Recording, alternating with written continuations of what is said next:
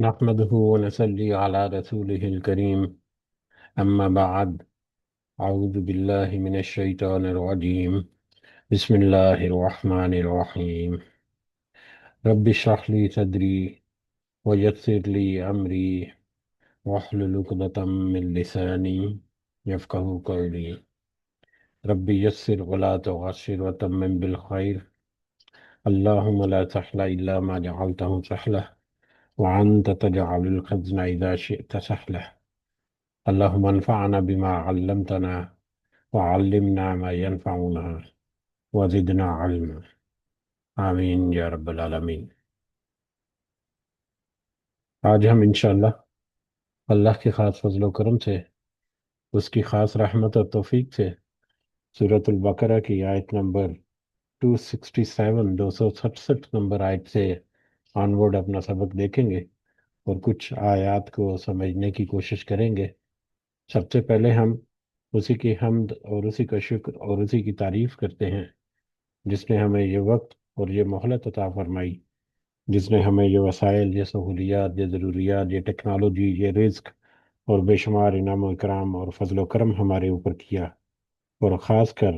جس نے ہمارے دلوں میں یہ ڈالا کہ ہم اس بابرکت کلام کو سمجھنے کی کوشش کریں۔ اللہ تعالیٰ سے دعا ہے کہ اس کوشش میں ہمیں استقامت نصیب فرمائے، اس کی صحیح سمجھ اللہ تعالیٰ ہمیں عطا فرمائے، اس کے ذریعے سے اللہ ہمیں اپنی اور اپنے ساتھیوں کی اصلاح کرنے کی توفیق عطا فرمائے، اور دنیا کے ساتھ ساتھ اللہ ہمیں آخرت کی کامیابی اور بھلائی اور اپنا خاص فضل و کرم ہمارے شامل حال رکھے۔ آمین یا رب العالمین۔ کل ہم نے جو سبق دیکھا تھا آیت نمبر 261 سے لے کر آیت نمبر 266 تک، یاد دہانی کے لیے اس کا ترجمہ دہراتے ہیں، جس میں اللہ تعالیٰ نے فرمایا، جو لوگ اپنا مال اللہ کی راہ میں خرچ کرتے ہیں ان کی مثال اس دانے جیسی ہے جس میں سے 7 بالیاں نکلیں اور ہر بالی میں 100 دانے ہوں، اور اللہ تعالیٰ جسے چاہے بڑھا چڑھا دے، اور اللہ تعالیٰ کشادگی والا اور علم والا ہے۔ جو لوگ اپنا مال اللہ کی راہ میں خرچ کرتے ہیں پھر اس کے بعد نہ تو احسان جتلاتے ہیں اور نہ ہی ایذا دیتے ہیں، ان کا اجر ان کے رب کے پاس ہے، ان پر نہ تو کچھ خوف ہے اور نہ ہی وہ اداس ہوں گے۔ نرم بات کہنا اور معاف کر دینا اس صدقہ سے بہتر ہے جس کے بعد اظہار رسانی ہو، اور اللہ تعالیٰ بے نیاز ہے اور بردبار ہے۔ اے ایمان والو، اپنی خیرات کو احسان جتا کر اور ایذا پہنچا کر برباد نہ کرو، جس طرح وہ شخص جو اپنا مال لوگوں کے دکھاوے کے لیے خرچ کرے اور نہ اللہ تعالیٰ پر ایمان رکھے اور نہ ہی قیامت پر۔ اس کی مثال اس صاف پتھر کی طرح ہے جس پر تھوڑی سی مٹی ہو، پھر اس پر زوردار میم برسے اور وہ اسے بالکل صاف اور سخت چھوڑ دے۔ ان ان ریاکاروں کو اپنی کمائی میں سے کوئی چیز ہاتھ نہیں لگتی، اور اللہ تعالیٰ کافروں کی قوم کو سیدھی راہ نہیں دکھاتا ہے۔ ان لوگوں کی مثال جو اپنا مال اللہ کی رضامندی کی طلب میں دل کی خوشی اور یقین کے ساتھ خرچ کرتے ہیں، اس باغ کی چیز ہے جو اونچی زمین پر ہو اور زوردار بارش اس پر برسے اور وہ اپنا پھل دگنا لائے، اور اگر اس پر بارش نہ بھی برسے تو پوار ہی کافی ہے، اور اللہ تعالیٰ تمہارے کام دیکھ رہا ہے۔ کیا تم میں سے کوئی بھی کیا تم میں سے کوئی بھی یہ چاہتا ہے کہ اس کا کھجوروں اور انگوروں کا باغ ہو جس میں نہریں بہہ رہی ہوں اور ہر قسم کے پھل اس میں موجود ہوں؟ اس شخص کا بڑھاپا آ گیا ہو اور اس کے ننھے منھے بچے ہوں، اور اچانک باغ کو بگولا لگ جائے جس میں آگ بھی ہو، پس وہ باغ جل جائے۔ اسی طرح اللہ تعالیٰ تمہارے لیے آیتیں کھول کھول کر بیان کرتا ہے تاکہ تم غور و فکر کرو۔ یہ ہمارا کل کا سبق تھا، اور موضوع کے اعتبار سے اور اس میں ذکر کیے گئے جو مختلف پوائنٹس تھے، ان کے اعتبار سے ہماری روزمرہ کی زندگی میں بہت ہی ہر وقت کا امپلیمنٹ کیا گیا ایک پوائنٹ جو ہے کہ اللہ کی راہ میں خرچ کرنا اور نیکی کرنا، احسان کرنا دوسروں کے ساتھ، لیکن اس کے لیے دل کی نیت خالص ہونا، اچھا ارادہ مخلص ہونا، صرف اور صرف اللہ کی رضا کے لیے کرنا اور ریاکاری کے بغیر کرنا، تو وہی عمل قابل قبول ہے۔ وگرنہ اگر کسی خرچ کیے اللہ کے راستے میں دیے گئے مال یا اللہ کے راستے میں کی گئی نیکی یا کسی کے اوپر احسان کو اگر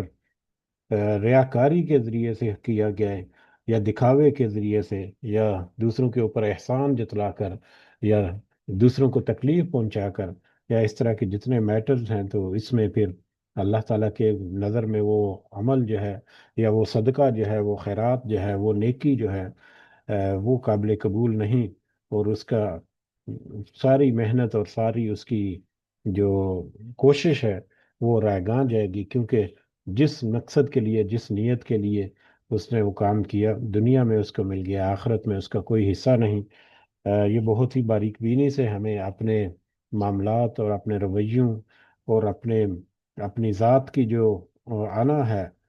اس کی باریک بینی سے مشاہدہ کرنے کی طرف ہماری یہ آیات جو ہیں وہ ہمیں توجہ دلاتی ہیں کہ ہم اپنے اپنے عمل کو، اپنی نیتوں کو آ، بڑی دور اندیشی کے ساتھ اور بڑی مستقل مزاجی کے ساتھ اس کو سمجھیں اور اس کو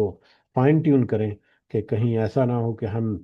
اپنی محنت سے کمائی ہوئی کوئی نیکی، کوئی صدقہ، کوئی خیرات، کوئی اللہ کی راہ میں کیا گیا مال خرچ کرنا، یا کچھ بھی ایسا کام نیک، اس کو ہم ضائع کر بیٹھیں کسی دکھاوے کے چکر میں، کسی کے اوپر احسان جتلا کر، کسی کو ایذا پہنچا کر، کسی کو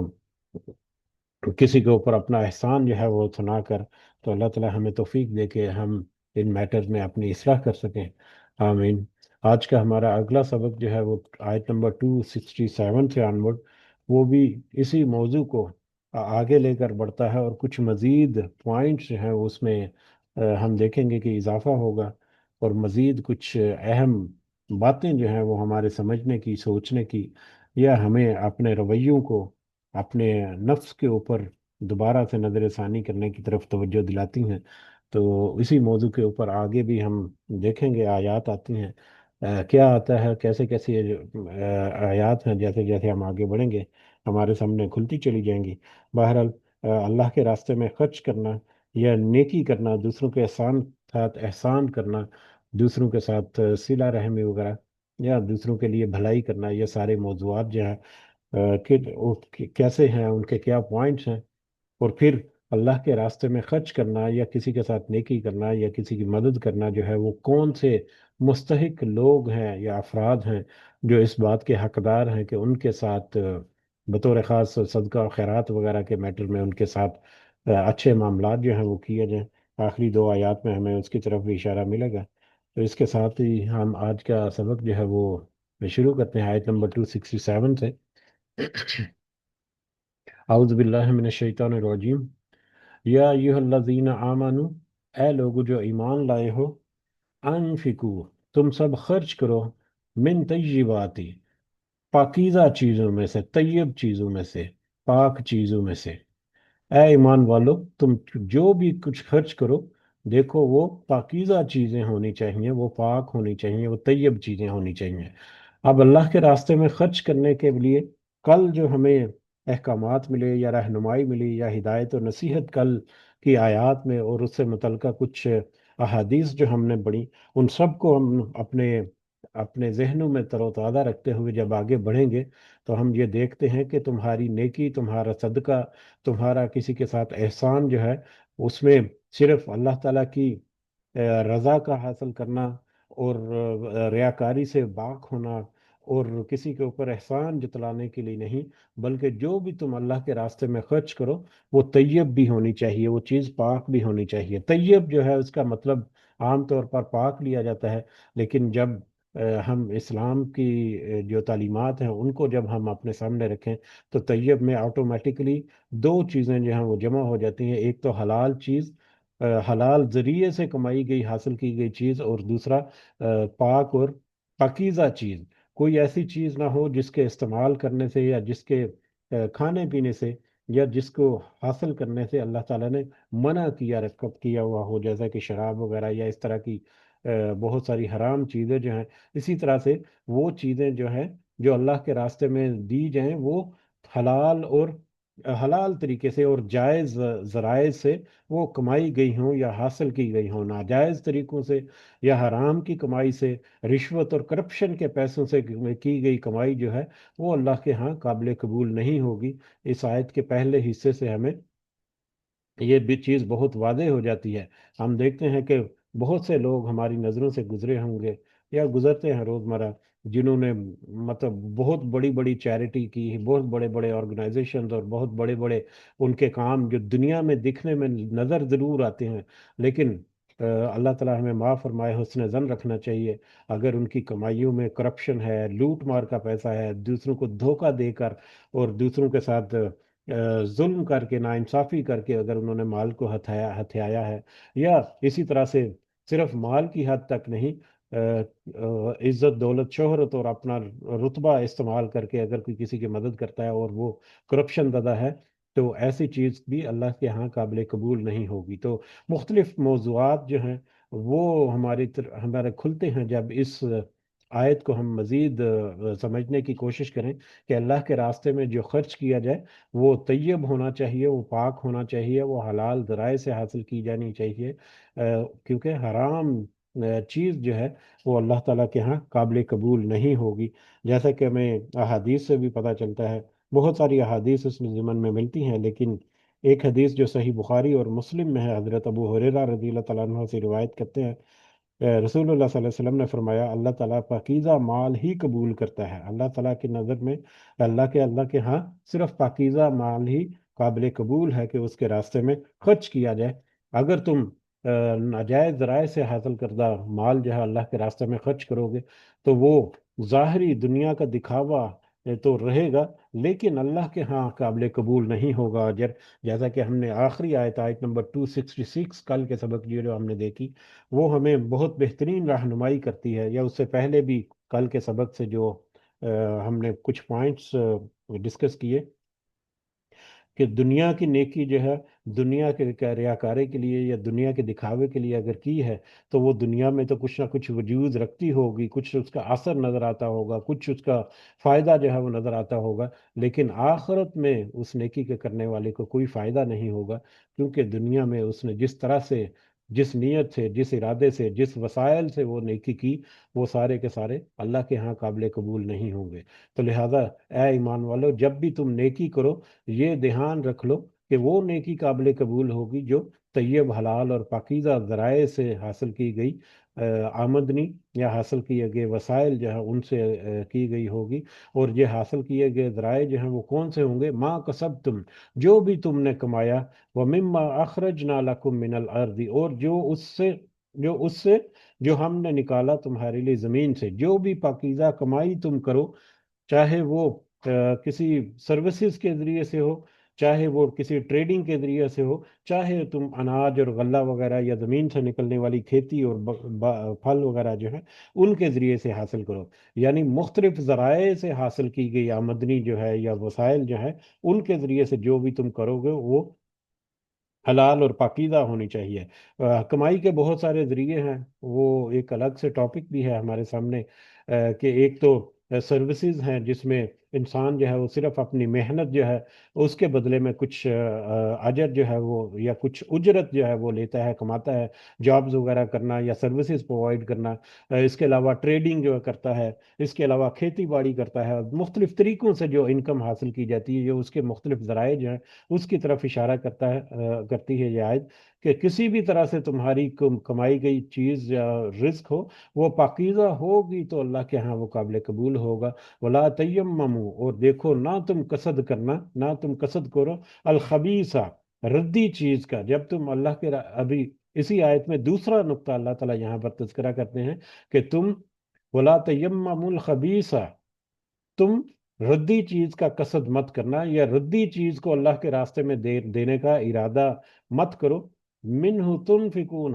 اس میں سے جو تم خرچ کرتے ہو، وَلَسْتُمْ بِآخِذِيهِ، اور نہیں ہو تم خود اسے لینے والے، إِلَّا أَن تُغْمِضُوا، اور وہ چیز ایسی ہے، وہ ایسی ردی چیز ہے جو تم نہیں لینے والے، یا جس کو تم لینا پسند نہیں کرو گے، إِلَّا أَن تُغْمِضُوا فِيهِ، مگر یہ کہ تم چشم پوشی کر لو اس کے بارے میں، ماسوائے اس کے کہ تمہیں دھوکے سے یا ورغلا کر تمہیں وہ چیز جو ہے وہ دے دی جائے، وگرنہ تم وہ چیز لینا پسند نہ کرو۔ کوئی ایسی ردی چیز جس کو تم خود ناپسند کرتے ہو، خود اپنے لیے اس کو لینا تم قبول نہ کرو، اگر کوئی تمہیں دھوکے سے یا کسی چیزوں میں ملا کر اگر وہ تمہیں دے دے، تمہارے پاس اس طرح سے آ جائے تو تم اس کو شاید لے لو، لیکن تم خوشی خوشی سے ایسی چیز کو لینا پسند نہ کرو، تو ایسی چیز جو ہے وہ ردی ہے۔ تو دیکھو تم ردی چیز کو بھی اللہ کے ہاں مطلب اللہ کے ہاں مطلب اللہ کے راستے میں خرچ کرنے سے تھوڑا سا احتیاط برتنا ہے۔ تو ردی چیز یہاں پر اس کا مطلب یہ ہے وہ بڑا واضح ہے کہ ردی چیز سے مراد ایسی چیز جو کہ خود ناپسند ہو کسی آدمی کو، خود اپنے لیے وہ اس کو نہ چاہے یا خواہش نہ رکھتا ہو، لیکن وہ دوسروں کے لیے اس کو دے دے۔ اس کی ایک مثال جو ہے، یا اس آیت کے پس منظر میں ایک حدیث ہمیں ملتی ہے جو کہ ترمذی میں بھی ہے اور مستدرک الحاکم میں بھی، حضرت برا جو ہے رضی اللہ تعالیٰ عنہ، وہ بیان کرتے ہیں کہ یہ آیت نمبر 267 جو ہے، یہ آیت ہم گروہ انصار کے بارے میں نازل ہوئی۔ ہم کھجور والے تھے، یعنی انصاری جو ہے مدینہ کے لوگ، ان کھجوریں جو ہیں وہ بڑی وافر وہاں پر ہوتی تھیں، تو ہم کھجور والے تھے، ہم سے لوگ اپنی کھجوروں میں سے کثرت اور قلت کے موافق کھجوریں لے کر آتے تھے، یعنی جس کو جتنی کھجور میسر ہوتی وہ لے کر آتے تھے، کوئی ایک خوشہ، کوئی دو خوشے لے کر آتا اور اس کو مسجد میں لٹکا دیا کرتا تھا۔ اور اہل صفا کا یہ حال تھا۔ اہل صفا وہ لوگ ہیں جو اپنے گھر بار یا اپنا سب کچھ چھوڑ چھاڑ کر نبی کریم صلی اللہ علیہ وسلم کی خدمت میں حاضر ہو کر دین جو ہے اس کو حاصل کرنے کے لیے، اور جہاد کی تربیت وغیرہ، یا نبی کریم صلی اللہ علیہ وسلم کی زیر سایہ تعلیم و تربیت حاصل کرنے کے لیے وہاں پر جنہوں نے اپنے آپ کو مختص کرا تھا، ہمیں سب اس کا پتہ ہے اہل صفا کون تھے۔ باہر وہ انصاری صحابی کہتے ہیں کہ وہ خوشے جو ہیں مختلف لوگ اپنی استطاعت کے مطابق لے کر آتے اور اس کو مسجد میں لٹکا دیا کرتے تھے، اور اہل صفا کا حال یہ تھا کہ ان کے پاس کھانے کے لیے کچھ نہ ہوتا تھا۔ ان میں سے جب کوئی آتا تو خوشے کے پاس آ کر اپنے عصا کو ضرب لگاتا، تو اس میں سے تر اور خشک کھجوریں گر پڑتی، جنہیں وہ کھا لیا کرتا تھا، اور جن کو نیکی کرنے کی ترغیب نہیں تھی ان میں سے بعض لوگ نکمے اور ردی خوشے لے کر آتے تھے جو ٹوٹے پھوٹے ہوتے تھے، وہ بھی ان خوشوں کو ان میں لٹکا دیا کرتے تھے۔ تو اللہ تعالیٰ نے یہ آیت نازل کر دی۔ اس آیت میں نازل کرنے کے بعد نازل ہونے کے بعد حضرت برا کہتے ہیں کہ ہم میں سے ہر ایک جو ہے اچھی کھجور لاتا جو اس کے پاس موجود ہوتی، یعنی یہ انصار کا ایک رویہ تھا کہ وہ مختلف طرح کی کھجوریں، جس میں کوئی ردی کھجوریں یا کچھ ایسی کھجوریں جو کہ مطلب کوالٹی میں تھوڑی سی کم ہوں، یا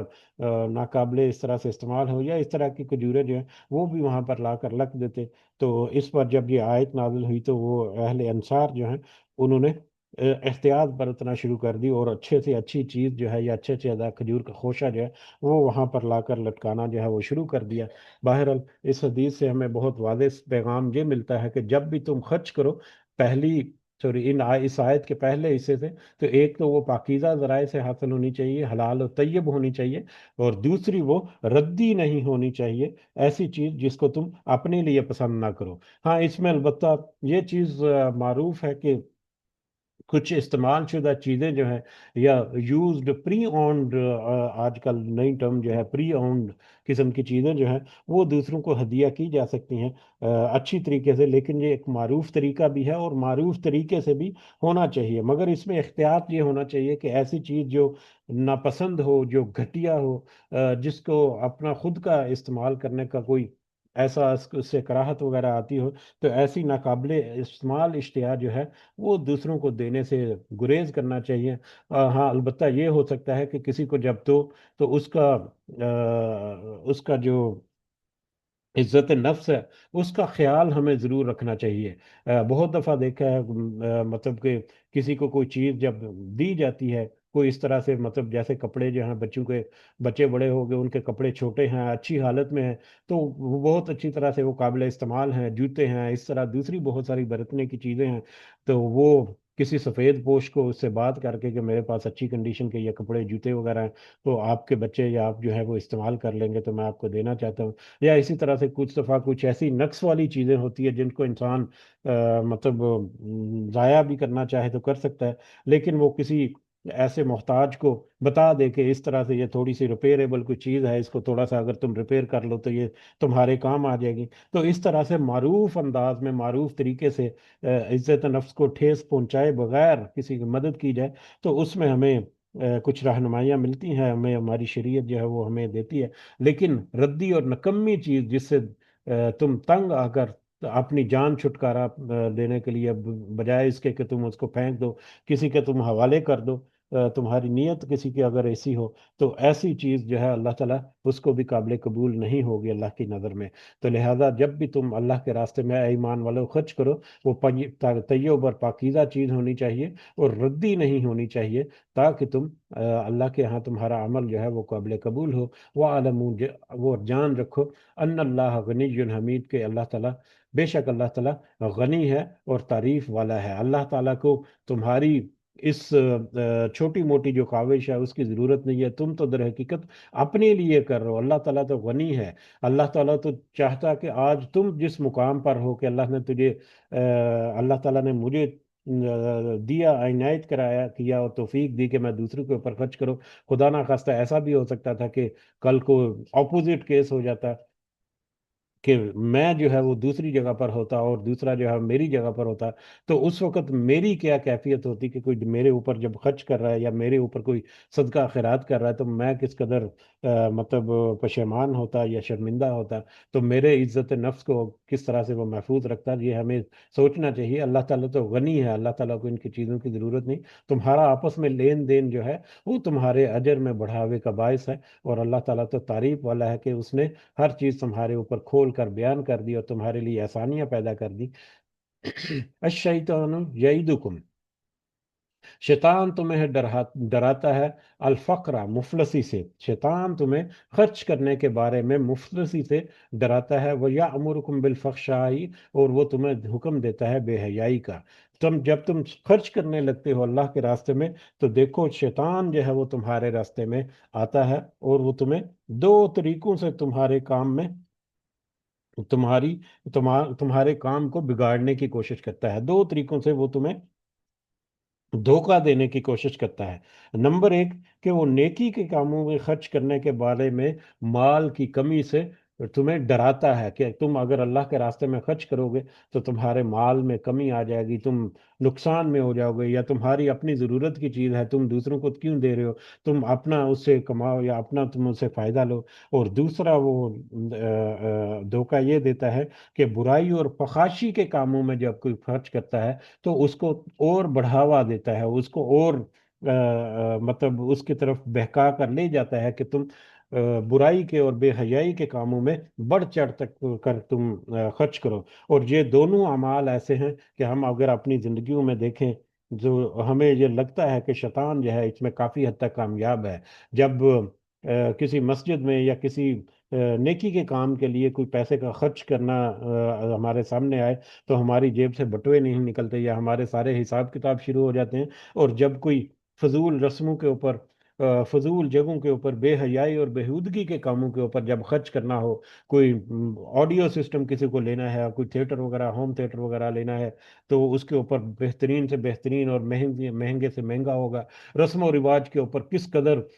फजूलियात वो की जाती हैं, और बेशुमार जो ज़राए हैं जहाँ पर पैसा जो है बेदराग जो है बहाया जाता है, वही लोग जब अल्लाह के रास्ते में नेकी के काम के लिए खर्च करने लगते हैं, तो बहुत सारी सोचें जो हैं उनके जहन में आ जाती हैं। तो ये शैतान का ये जो दोनों तरीके जो हैं, या दोनों طرح سے وہ جو شیطان جو دھوکہ دیتا ہے تو وہ اکثر ہمیں اس میں کامیاب نظر آتا ہے. کہ اللہ تعالیٰ ہمیں توفیق دے کہ کہ ہم شیطان کی ان چالوں کو سمجھ سکے اور شیطان کے ان جو دھوکے ہیں ان کو وہ ناکام کر سکے. کیونکہ قرآن مجید میں بہت ساری جگہوں پر ہے، بہت واضح الفاظ میں اللہ تعالیٰ نے بتا دیا کہ شیطان تمہارا کھلا دشمن ہے اور وہ تمہیں ہر لحاظ سے دھوکہ دہی کرتا ہے، تمہارے ساتھ تمہیں دھوکہ دیتا ہے. جیسا کہ سورہ بنی اسرائیل کی ایک آیت میں بھی ہے، وما یعیدکم الشیطان الا غرورا، کہ اور شیطان دھوکہ دینے کے سوا کوئی وعدہ نہیں کر دیتا انہیں. تو شیطان کا ہر جو مطلب عمل ہے یا ہر اس کی جو بات ہے وہ در حقیقت دھوکہ دہی پر مشتمل ہوتی ہے. واللہ یعیدکم، جبکہ اس کے برعکس اللہ تعالیٰ تو یعیدکم مغفرتن، وہ تو وعدہ کرتا ہے تم سے مغفرت کا، من ہوں اپنی طرف سے، وفضلاً اور فضل کا. جبکہ اس کے برعکس شیطان تو تمہیں مفلسی اور بے حیائی کی طرف تمہیں دھوکہ دیتا ہے. جبکہ اللہ تعالیٰ جو ہے، اگر تم اللہ کے راستے میں خرچ کرتے ہو تو اللہ تعالیٰ تو تم سے وعدہ کرتا ہے کہ تمہیں وہ معاف بھی کر دے گا، مغفرت کا وعدہ کرتا ہے، اور اپنے فضل کا بھی وعدہ کرتا ہے کہ وہ اپنے فضل سے اس کا اجر جو ہے وہ چاہے 10 گنا سے لے کے 700 گنا تک یا اس سے بھی زیادہ جتنا وہ چاہے بڑھا دے. دنیا میں بھی اس کا فائدہ جو ہے وہ اور زیادہ ڈبل کر دے یا اور زیادہ تمہیں عطا کر دے، اور آخرت میں تو یقیناً اس کا اجر ملنے ہی والا ہے. اللہ کی طرف سے تو تمہارے خرچ کیے گئے مال یا جو بھی تم دوسروں کے ساتھ نیکی کرتے ہو، اس کے بدلے میں اللہ کا فضل جو ہے وہ تو، اللہ کے فضل اور اللہ کے مغفرت کا وعدہ جو ہے وہ تمہارے ساتھ ہے. واللہ واسع علیم، اور اللہ تعالیٰ وسعت والا ہے اور علم والا ہے. جیسا کہ سورہ سبا میں ہمیں پتہ چلتا ہے، سورہ سبا کی آیت نمبر 39، کہ کہہ دیجئے کہ بے شک میرا رب رزق فراخ کرتا ہے اپنے بندوں میں سے جس کے لیے چاہتا ہے، اور اس کے لیے تنگ کر دیتا ہے جس کے لیے وہ چاہتا ہے، اور تم جو بھی خرچ کرتے ہو تو وہ اس کی جگہ اور دیتا ہے، اور سب رزق دینے والوں سے بہترین رازق جو ہے وہ صرف اور صرف اللہ تعالیٰ ہی ہے. اسی طرح سے صحیح مسلم کی ایک روایت حضرت جابر رضی اللہ تعالیٰ عنہ سے ہے، رسول اللہ صلی اللہ علیہ وسلم نے فرمایا، ظلم سے بچو، قیامت کے دن طے بر طے تاریکیاں بن جائیں گی. قیامت کے دن یہ ظلم جو ہے وہ طے بر طے تاریکیاں بن جائیں گی. اور بخل سے بچو، بخل سے بخل نے تم سے پہلی قوموں کو برباد کر دیا، اور ان کو اس بات پر آمادہ کیا کہ وہ ناحق خون بہائیں اور محرمات کو حلال ٹھہرائیں. تو اس سے پہلے جو قومیں ہیں ان میں بھی اکثر بربادی جو ہے اس کا ایک اس کی ایک وجہ یہ ہے، وہ ان قوموں کی بخل بھی تھی کہ وہ بخیل ہو گئے تھے، وہ اللہ کے راستے میں خرچ نہیں کرتے تھے. اور جیسا کہ کل تمہیدی آیات میں ہم نے دیکھا کہ اللہ کے راستے میں خرچ کرنا صرف مال سے نہیں بلکہ بہت سارے اور نیکی کے کام جو ہیں وہ بھی اللہ کے راستے میں کیے جاتے ہیں جو کہ اللہ کے راستے میں خرچ کرنے کے مترادف ہیں. اسی طرح سے بخاری اور مسلم کی ایک اور روایت ہے، حضرت ابو ہریرہ رضی اللہ تعالیٰ عنہ بیان کرتے ہیں، رسول اللہ صلی اللہ علیہ وسلم نے فرمایا، اللہ کا ہاتھ بھرا ہوا ہے. یہ بہت اہم حدیث ہے اپنے پیغام کے اعتبار سے، کہ اللہ کا ہاتھ جو ہے وہ بھرا ہوا ہے، رات اور دن خرچ کرنا اسے کم نہیں کرتا. کیا تم نے نہیں دیکھا جو کچھ اس نے آسمانوں اور زمین کی پیدائش میں اب تک خرچ کیا ہے، تو اس تو اس نے جو کچھ اس کے ہاتھ میں ہے اسے کچھ کم نہیں کیا. یہ بہت ہی اہم حدیث ہے اپنے موضوع کے اعتبار سے، کہ اللہ نے، دیکھو نبی کریم صلی اللہ علیہ وسلم نے کہا تو، کہ تم نہیں دیکھتے کہ اللہ نے آسمانوں اور زمین کی پیدائش سے اب تک جو کچھ خرچ کیا ہے، جو اللہ کے ہاتھ میں ہے اس میں سے کچھ بھی کم نہیں ہوا. تو اس قدر اللہ کے ہاں وسعت ہے، اس قدر اللہ کے ہاں رزق جو ہے وہ وسیع ہے کہ تم اس کا احاطہ یا تمہارے وہم و گمان سے بھی زیادہ دور ہے. تو اللہ تعالیٰ تو وسعت رکھنے والا ہے. اگر اللہ تعالیٰ نے تمہیں کچھ عنایت کیا ہوا ہے اپنی اس وسعت میں سے، تو تم بھی وسعت کے ساتھ اللہ کے راستے میں خرچ کرو، بے دریغ تم اللہ کے راستے میں خرچ کرو، تاکہ تم اللہ تعالیٰ کے جو وسعت کا جو فضل و کرم ہے وہ بھی تم سمیٹنے کے حقدار ٹھہر سکو. یؤتی الحکمہ، وہ دیتا ہے حکمت، من یشاء، جسے وہ چاہتا ہے. اللہ تعالیٰ تو حکمت دیتا ہے جسے وہ چاہتا ہے. جس طرح سے بہت سارے رزق جو ہے جن کا تذکرہ ہم نے کیا اس سے پہلے، مال ہے یا دوسروں کے لیے نیکی کرنا ہے اپنی صحت کے استعمال کر کے، یا دوسروں کے لیے کچھ محنت مشقت کر کے، یا بہت سارے ایسے ذرائع ہیں جس کے ذریعے سے دوسروں کے ساتھ نیکی کی جاتی ہے، احسان کیا جاتا ہے، اسی طرح سے اللہ تعالیٰ کا ایک رزق جو ہے وہ حکمت بھی ہے۔ حکمت اللہ تعالیٰ کی طرف سے جس کو جو ملتی ہے، وہ بھی اللہ تعالیٰ کی ایک بہت بڑی نعمت یا بہت بڑا رزق ہے، جس کو تم لوگوں کے اوپر خرچ کر سکتے ہو، اور اسی طرح سے اس کا اجر سمیٹ سکتے ہو جس طرح سے تم اللہ کے راستے میں مال اور دوسرے محنت کی ہوئی چیزیں جو ہیں وہ تم خرچ کرتے ہو۔ تو حکمت کیا ہے؟ اس کے بہت ہی وسیع معنی ہیں، بہت سارے مختلف معنوں میں استعمال ہوتا ہے، اور تقریباً سارے کے سارے معنی جو ہیں اس میں جمع ہو جاتے ہیں۔ اس کا ایک معنی اور مفہوم جو ہے وہ تو قرآن و سنت کا علم اور فہم وغیرہ ہے، کہ قرآن اور حدیث اور اس کے اوپر بڑا گہرا علم، اور اس سے حاصل کی گئی سوچ بوجھ، اور اس سے حاصل کی گئی جو نصیحتیں ہیں، جو کہ انسان جو ہے حاصل کرتا ہے ہمارے علماء کے پاس، جس کی بہت کثرت ہوتی ہے۔ عام بندہ جو ہے وہ بھی کوشش کرے تو بہت ساری چیزیں جو ہے وہ حاصل کر سکتا ہے قرآن و سنت سے۔ اسی طرح سے بصیرت اور سوچ بوجھ اور دور اندیشی جو ہے کچھ لوگوں میں اللہ تعالیٰ کی طرف سے ایک ایکسٹرا کوالیفیکیشن کوالٹی ان کو ملی ہوتی ہے، کہ وہ بڑی بصیرت سے مطلب سوچ سمجھ کے ساتھ وہ بات کرتے ہیں، بات کو سمجھ سکتے ہیں۔ دور اندیشی ہوتی ہے ان میں، کہ وہ بڑی گہرائی کے ساتھ وہ سمجھتے ہیں، اور بڑی جلدی سے کوئکلی اس کو اینالائز کر کے اس کے مطابق پھر وہ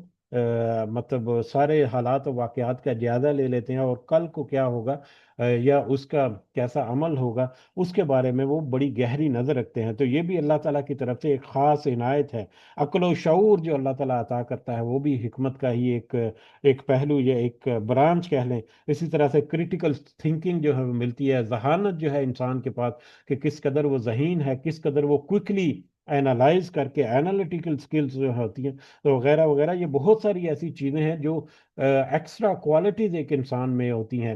تو وہ ساری کی ساری حکمت میں شامل ہوتی ہیں، ڈائریکٹلی اور انڈائریکٹلی کچھ نہ کچھ انداز میں۔ تو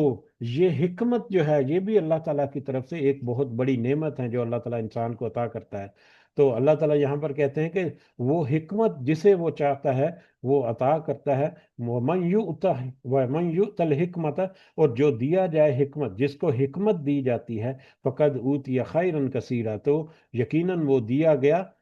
خیرا کثیرا، بڑی خیر، یقیناً اس کو اللہ تعالیٰ نے خیر کثیر عطا کر دی۔ جس کو اللہ تعالیٰ نے حکمت عطا کر دی، گویا کہ اسے اللہ تعالیٰ نے خیر کثیر، ایک بہت بڑی بھلائی جو ہے اللہ تعالیٰ نے عطا کر دی۔ یعنی حکمت جو ہے اللہ تعالیٰ کی طرف سے عطا کردہ، وہ بھی ایک بہت بڑی نعمت ہے اللہ تعالیٰ کی طرف سے، خیر کثیر ہے اللہ تعالیٰ کی طرف سے۔ لہٰذا تم حکمت جو ہے اس کو بھی تم لوگوں کے راستے میں خرچ کرو، تو اس کے بارے میں بھی وہ سارے احکامات جو اس سے پہلے گزرے ہیں وہ سارے کے سارے ہونے چاہیے، کہ اچھی نیت اور ارادے کے ساتھ ہو، صرف اور صرف اللہ کی رضا حاصل کرنے کے ہو، دنیا کی خوشی خواہش جو اس میں نہ ہو۔ حکمت بھی یعنی کہ دوسروں کی رہنمائی کرنا، دوسروں کو مشورے دینا، دوسروں کی مدد کرنا اس انداز سے کہ اس سے دوسروں کو فائدہ ہو، بہت ساری اس میں چیزیں جو ہیں وہ شامل ہو جاتی ہیں، جو کہ ہمیں اس چیز کی طرف دلالت کرتی ہیں۔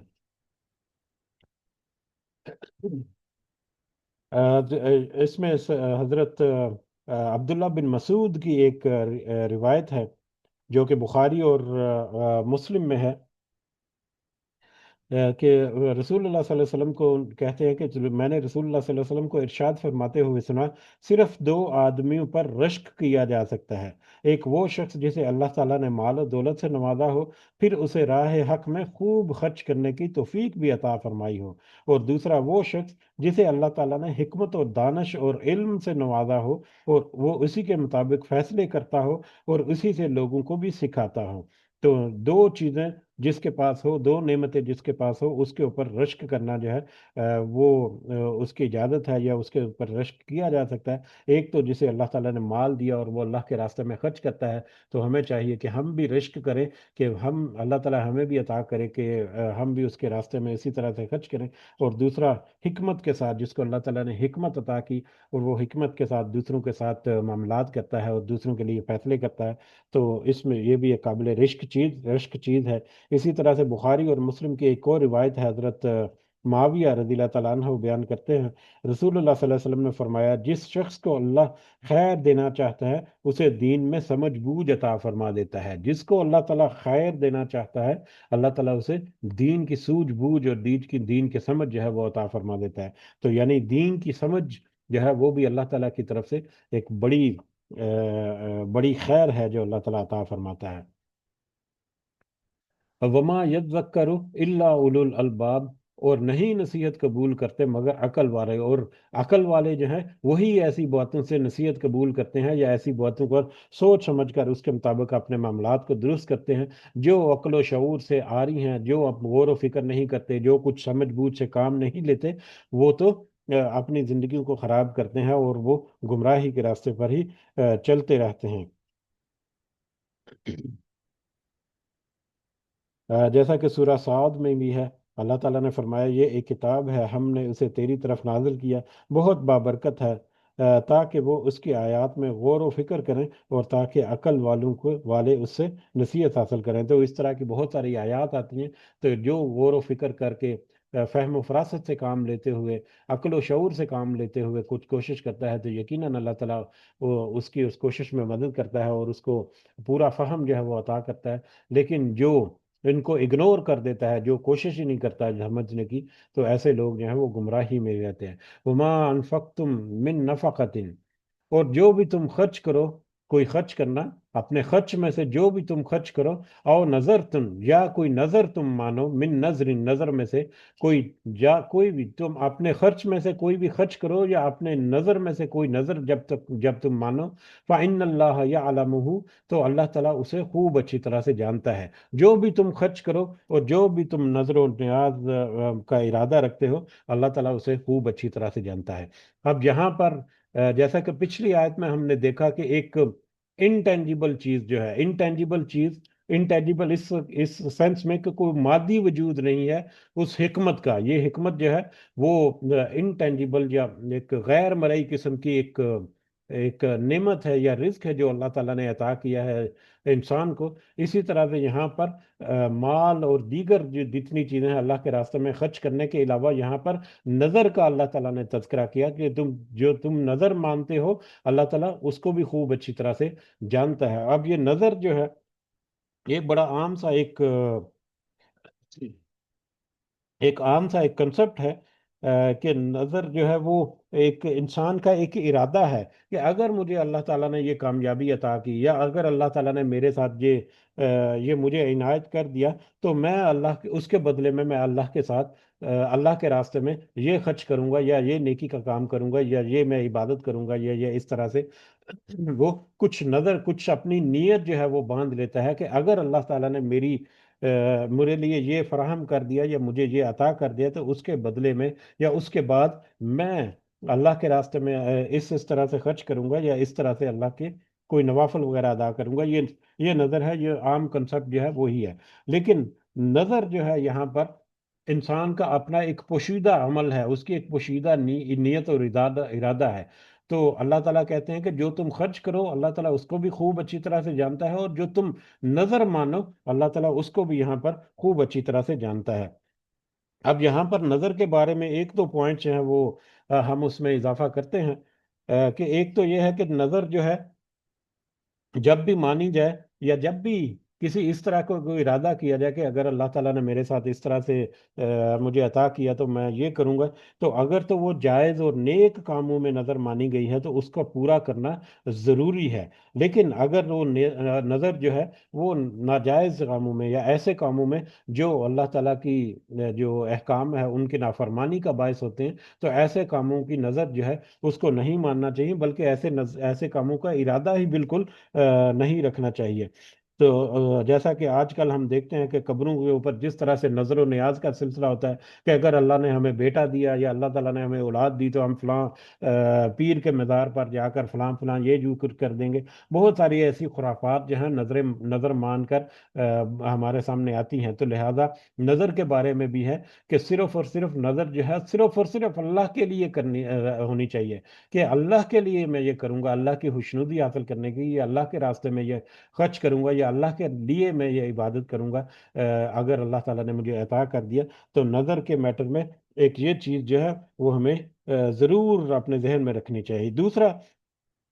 نظر کے بارے میں ہمیں دو طرح کی رائے جو ہے وہ قرآن و حدیث میں ملتی ہے۔ ایک رائے یہ نظر کی یہ ہے، جیسا کہ ابھی تذکرہ ہوا، کہ جو بھی تم نظر مانو نیک کام کی، اس نظر کو تم پورا ضرور کرو۔ نظر کو پورا کرنے کی تلقین جو ہے وہ ضرور کی جاتی ہے۔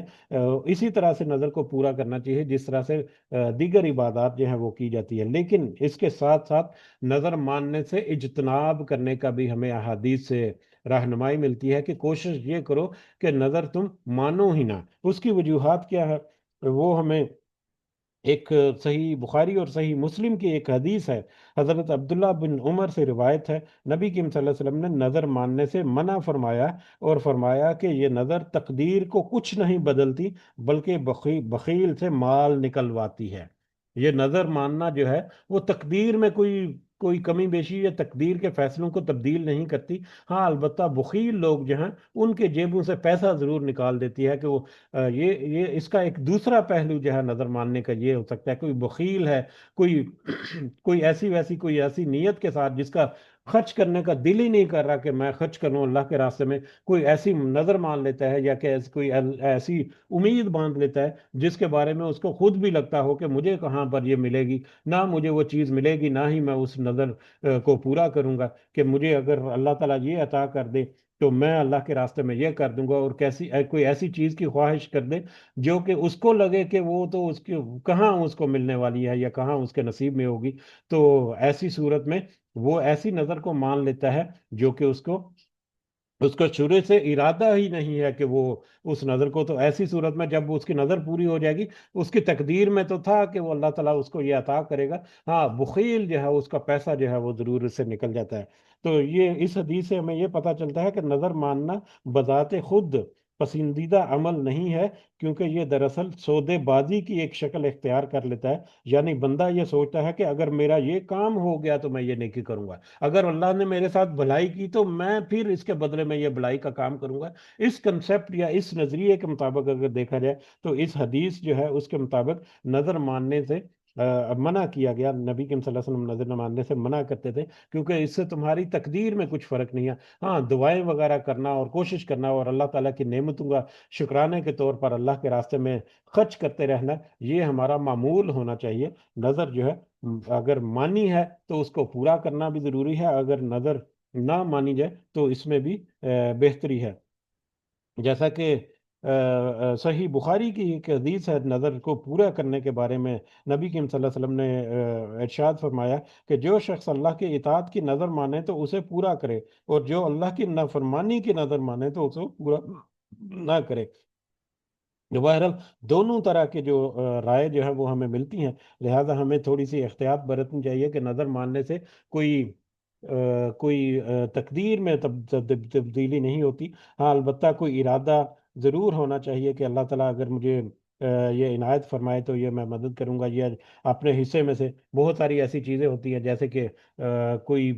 بزنس کسی نے سٹارٹ کیا اور وہ کہتا ہے کہ میں جتنا پرافٹ آئے گا اس کا اتنا حصہ جو ہے وہ اللہ کے راستے میں مختص کرتا چلا جاؤں گا، تو یہ ایک اچھا ارادہ اس نے پوری بھرپور طریقے سے عطا کیا، تو وہ کنٹینیوسلی چلتا رہے، اگر اللہ تعالیٰ اسے توفیق دے تو یقیناً اس کے اوپر اللہ تعالیٰ جو ہے وہ برکت بھی رکھتا ہے۔ نظر ماننا یہ ہے کہ اگر اللہ تعالیٰ نے مجھے عطا کیا تو پھر میں یہ کروں گا، کنڈیشنل ایک قسم کا ایک کنسپٹ جو اس میں نظر آتا ہے۔ تو اس اعتبار سے یہ حدیث جو ہے صحیح بخاری کی، یہ ہمیں تھوڑی سی رہنمائی کرتی ہے۔ ہم، جی جی، اس سلسلے میں میری اہلیہ کچھ ایڈ کرنا چاہ رہی ہیں یہاں پر۔ السلام علیکم ورحمۃ اللہ وبرکاتہ۔ اچھا یہاں پہ مطلب اس کے پیرالل جو ہے نا ایک اچھا، جیسے ابھی آپ نے خود بتایا کہ نظر ماننا اتنا اپریشیٹڈ نہیں ہے، ٹھیک ہے، تو اس کے پیرالل جو ہے وہ اپریشیٹڈ کیا ہے کہ آپ کے ذہن میں جو بھی نیک ہے کام ہے وہ آپ کرنا شروع کر دیں، اور زیادہ تر جو ہے وہ عبادات کی نظر ماننا افضل ہے، یعنی کہ میں اتنے روزے رکھوں گی یا اتنے نوافل ادا کروں گی اگر یہ کام ہو جائے، تو اس کو اس طرح نہیں کہنا کہ اگر یہ کام ہو جائے تو میں نوافل پڑھوں گی یا میں روزے رکھوں گی۔ آپ شروع کر دیں، آپ کے ذہن میں کوئی کام ہے کہ میرا یہ کام ہو جائے، تو آپ وہ نفل پڑھنے یا روزے رکھنے شروع کر دیں اور کہیں کہ یا اللہ ان کو قبول کرتے ہوئے میرا یہ کام کر دے۔ اس کی جو ہے جیسے وہ غار والے جو ہیں تین لوگ، حضرت موسیٰ علیہ السلام ان کا ذکر کرتے ہیں کہ وہ جب کسی مصیبت میں پھنس گئے اور وہ اللہ سے دعا کر رہے تھے کہ یا اللہ ہمیں اس سے نکال دے، تو انہوں نے اپنے نیک کاموں کا اللہ کو واسطہ دیا کہ یا اللہ میں نے یہ کیا تھا، اگر تجھے پسند ہے تو ہمارا یہ کام کر دے۔ تو اسی طرح آپ اپنا کوئی نیک اسپیشل کام اس نیت سے کرنا شروع کر دیں، کوئی صدقہ ہے تو وہ نکالنا شروع کر دیں اور کہیں کہ یا اللہ اس کے بدلے اگر تجھے یہ پسند ہے تو میرا یہ کام کر دے۔ تو یہ زیادہ اپریشیٹڈ ہے نظر ماننے کے میں، کہ بارگیننگ نہ ہو جیسے جو ادلا بدلا کہ اگر اللہ تو کرے گا تو یہ میں کر دوں گا، نہیں ایسے نہیں، بلکہ اللہ میں یہ کام کر رہا ہوں تو اس کے بدلے میرا یہ مسئلہ حل کر دے یا یہ مجھے عطا کر دے۔ تو یہ اپریشیٹڈ ہے۔ جزاک اللہ خیر۔ جی، یہ ایک اضافی نقطہ جو ہے بہت اہم ہماری سماعت میں آیا، کہ بجائے اس کے کہ ہم اللہ کے ساتھ بارگیننگ کریں کہ اے اللہ اگر تو مجھے یہ عطا کرے گا تو میں اس کے بدلے میں یہ کروں گا، اس کی بجائے ہمیں خود وہ عمل جو ہے وہ نیک عمل شروع کر دینا ہے، کہ یہ کچھ نہ کچھ اس امید کے ساتھ کہ اللہ تعالیٰ اس میں اس کو قبول کرتے ہوئے ہمارے یہ ارادے یا ہمارے یہ خواہش جو ہے، اس کو اللہ تعالیٰ پوری کرے گا، یا اس میں اللہ تعالیٰ ہماری مدد کرے گا۔ وما للظالمین من انصار، اور نہیں ہے سب ظالموں کا مددگار۔ جو ظلم کرتے ہیں اپنے نفس کے نسبت سے، جو اپنی نفس کے نسبت سے ظلم کرنا، اس میں بہت ساری چیزیں جو ہیں وہ شامل ہو جاتی ہیں۔ کوئی نیت اور ارادہ ایسا کر لینا جو کہ جائز نہ ہو یا کہ اچھا نہ ہو، یہ بھی گویا کہ اپنے اوپر ظلم کر دیتا ہے۔ نظر و نیاز کے میٹر میں یہاں پر ہے کہ نظر نیاز ماننے میں کوئی ایسا کام جو ہے وہ اگر اپنے لیے کرتا ہے تو ایسی صورت میں اس کی کوئی مددگار نہیں ہوگی، اللہ تعالیٰ کی طرف سے کوئی اجر بھی نہیں ہوگا۔ ظالم جو ہے ان کا کوئی مددگار نہیں ہوتا۔ ان تبدوا الصدقات، اگر تم ظاہر کرو اپنے صدقات کو۔ اب یہ آیت نمبر 271 جو ہے، اس میں اللہ تعالیٰ نے صدقہ کرنے کے دو طریقے جو ہیں ان کا تذکرہ کیا ہے۔ ایک طریقہ تو یہ ہے کہ اعلانیہ صدقہ کرنا ہے، یعنی اعلانیہ نیکی کا کام صدقہ جو ہے، صدقہ خیرات بھی ہے، اور دوسرے نیکی کے کام جو ہیں وہ بھی ہیں۔ خاص کر صدقہ خیرات جو ہے اس کے بارے میں یہاں پر ہے کہ وہ اعلانیہ دوسروں کو دکھا کر بھی کیا جا سکتا ہے، وہ بھی معروف ہے، وہ بھی اللہ کی نظر میں قابل قبول ہے۔ ہاں، لیکن اگر کچھ چھپا کر جو صدقہ کیا جائے تو وہ اللہ کے ہاں وہ زیادہ قابل قبول یا زیادہ اپریشیٹڈ ہے، یا زیادہ اللہ کی نظر میں وہ پسندیدہ ہے۔ تو یہاں پر دونوں قسم کا ہمیں رویہ جو ہے صدقہ کرنے کے بارے میں وہ ہمیں اس آیت میں ملتا ہے۔ ان تبدوا الصدقات، اگر تم ظاہر کرو اپنے صدقات کو، فنعما ہی، تو وہ بھی اچھا ہے، تو یہ بھی اچھا ہے کہ تم دوسروں کے سامنے صدقات جو ہیں وہ دو۔ وَإِن تُخْفُوهَا، اور اگر تم چھپا لو انہیں، وَتُؤْتُوهَا الْفُقَرَاءَ، اور تم انہیں دو فقراء کو، اور اگر تم چھپا کر ان کو فقراء کو وہ دو، فَهُوَ خَيْرٌ، تو وہ بھی بہتر ہے، وہ بہتر ہے لکم تمہارے لیے، تو وہ تمہارے لیے زیادہ بہتر ہے۔ اگر تم کسی کے اوپر خرچ کرتے ہو تو اگر تم دکھا کر دوسروں کے سامنے ظاہر کر کے وہ خرچ کرو تو یہ بھی اچھا ہے، یہ بھی قابل قبول ہے اللہ کی نظر میں۔ ہاں، اگر تم فقراء کو چھپا کر یا خفیہ انداز میں ان کے اوپر صدقات کرو تو یہ زیادہ بہتر ہے تمہارے لیے۔ اب یہ فقراء کون سے ہیں، یہ اس کے فردر ایکسپلینیشن اگلی آیت میں ہم دیکھیں گے۔ اس کے علاوہ احادیث جو ہے، ایک حدیث اس کا کئی دفعہ تذکرہ ہو چکا ہے کہ فقیر یا فقراء یا مساکین جو ہیں وہ کون سے ہیں، لیکن یہاں پر اس آیت میں ہے کہ چاہے ظاہر کر کے کرو یا چاہے چھپا کر کرو، دونوں صورتوں میں صدقات جو ہیں وہ قابل قبول ہوں گے۔ ہاں، البتہ جو چھپا کر کیا گیا صدقہ ہے وہ اللہ تعالیٰ کو زیادہ پسندیدہ ہے۔ بہت ساری احادیث جو ہیں وہ ہمیں اس طرف اشارہ کرتی ہیں کہ وہ صدقات جو کہ فرض صدقات ہیں، فرض صدقات جس میں زکوٰۃ آتی ہے، تو زکوٰۃ جو ہے اس کو ظاہر کر کے دینا جو ہے وہ بھی ہے، پوشیدہ انداز میں سے بھی ہو سکتا ہے، ظاہر بھی ہو سکتا ہے، لیکن نفلی صدقات جو ہیں ان کی زیادہ مطلب ان کے بارے میں رائے یہ ہے کہ ان کو چھپا کر یا مخفی انداز میں ہو۔ زکوٰۃ کو ظاہر کر کے اس لیے بھی دینا چاہیے تاکہ دوسروں کو ترغیب ملے کہ یہ فرض ہے، اس سے ہمارا چھٹکارا نہیں ہے، جس کے اوپر وہ لاگو ہوتی ہے زکوٰۃ وہ اس کو ضرور نکالے، یا کسی کے ذہن میں اگر نہیں ہے کہ زکوٰۃ اس کے اوپر ڈیو ہے، کسی دوسرے کو جب پتہ چلے کہ اس نے زکوٰۃ ادا کی ہے تو اس کے ذہن میں بھی آ جائے کہ ہاں مجھے بھی زکوٰۃ دینی تھی، یا اس کی ترغیب ہو تو اس کی تاکید ہو کہ وہ بھی زکوٰۃ ادا کرے یا اس کی طرف آئے، تو اس اعتبار سے زکوٰۃ جو ہے وہ ظاہر کر کے بھی دی جا سکتی ہے۔ ہاں، جس کو دی جا رہی ہے اس کی سفید پوشی کا بھرم رکھنا جو ہے اس کے بارے میں ہمیں ضرور احساس یا خیال رکھنا چاہیے۔ تو اس میں بھی یہ بہت اہم باتیں ہیں جو ایک الگ سے ایک بہت بڑا موضوع ہے۔ ہاں، البتہ جو نفلی صدقات ہیں ان کو چھپا کر دینا جو ہے وہ زیادہ افضل ہے یا زیادہ بہتر ہے، کیونکہ بخاری اور مسلم کی ایک بہت ہی اہم حدیث جو ہے جس کا تذکرہ کئی دفعہ ہوا، حضرت ابو ہریرہ رضی اللہ تعالیٰ عنہ سے روایت ہے، رسول اللہ صلی اللہ علیہ وسلم نے فرمایا 7 آدمی ایسے ہیں جن کو اللہ تعالیٰ اس دن یعنی یوم محشر اپنے سائے میں جگہ عطا فرمائے گا جس دن اس کے سائے کے سوا کوئی سایہ نہیں ہوگا۔ تو ان 7 لوگوں میں اس حدیث میں ہے کہ ایک وہ شخص بھی شامل ہے جب وہ صدقہ دیتا ہے تو اس کو اتنا چھپا دیتا ہے کہ اس کے بائیں ہاتھ کو بھی معلوم نہیں ہوتا کہ دائیں ہاتھ نے کیا صدقہ کیا ہے، یعنی وہ شخص جو چھپا کر صدقہ دیتا ہے اور اس قدر مخفی رکھتا ہے صدقے کو کہ دائیں ہاتھ سے صدقہ کرتا ہے اور اس کے بائیں ہاتھ کو بھی اس کا پتہ نہیں چلتا کہ اس نے کیا صدقہ کیا، تو ایسا شخص جو ہے وہ اللہ کے سائے کا حقدار ہوگا اس دن، جس دن اللہ کے سائے کے علاوہ کوئی سایہ، اللہ کے عرش کے سائے کے علاوہ کوئی سایہ نہیں ہوگا وہاں پر۔ تو یہ چھپا کر صدقہ جو ہے وہ دینا یہ بہت ہی بڑی ایک نعمت ہے، اللہ تعالیٰ کی طرف سے ایک توفیق ہے جس کا ہمیں اہتمام کرنا چاہیے۔ ایک بخاری اور مسلم کی ایک اور روایت ہے، ایک واقعہ ہے حضرت ابو ہریرہ رضی اللہ تعالیٰ عنہ سے، رسول اللہ صلی اللہ علیہ وسلم نے فرمایا ایک آدمی نے کہا میں ضرور صدقہ کروں گا، چنانچہ وہ صدقہ لے کر نکلا۔ یہ مخفی صدقہ، چھپ چھپ کر صدقہ جو ہے اس کے بارے میں یہ حدیث ہمیں دلالت کرتی ہے کہ ایک آدمی نے کہا کہ میں ضرور صدقہ کروں گا، چنانچہ وہ صدقہ لے کر نکلا مگر اس نے اسے ایک چور کے ہاتھ میں رکھ دیا۔ صبح ہوئی تو لوگ باتیں کرنے لگے کہ چور کو صدقہ دیا ہے،